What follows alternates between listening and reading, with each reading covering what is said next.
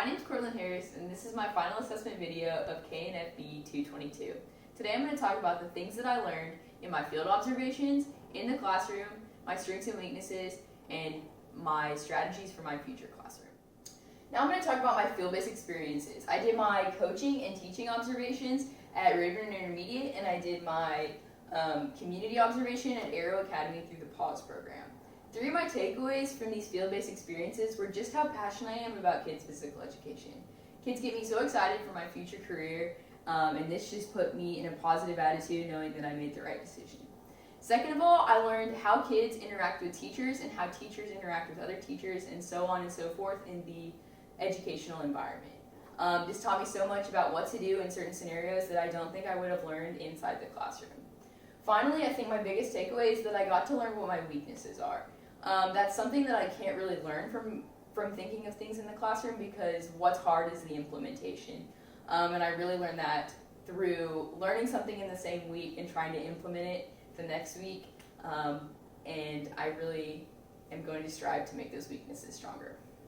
Next, I'm going to talk about my takeaways from the KNFB 222 coursework and assignments.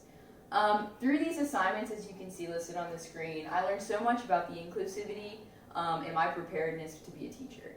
To start, one of my biggest takeaways was that I have a much greater understanding of how to implement certain strategies in the classroom that I would not have thought of on my own. Secondly, I learned about how to be comfortable in front of a classroom and how to present material in a way that's easy for the listener. And finally, what I learned are some very important strategies that I can use personally in order to make my classroom an effective environment. So next I'm going to talk about my strengths. To start, I think one of the strengths that I have is public speaking. This isn't something that came naturally to me, but I've worked really hard on it through the years and I'm going to continue to work really hard on it. Next, one of my strengths is my interaction with students. I really feel like I get along with kids in the primary and secondary education level, and I really feel like I can be an effective role model for them, and through my interaction with them, I feel like that helps me as a person personally. Next, I think one of my other strengths is planning. Although I may procrastinate, I get the plan done once I get to it. So although I need to work on my procrastination, I feel like once I get to planning, I'm very good at working it out line by line and making sure that I have a full effective plan for something. Next, I'm going to talk about my weaknesses. Although I found a lot more than a couple weaknesses, these are the ones that I'm going to focus the most on as I continue working on my career. So my first weakness is, I would say, discipline.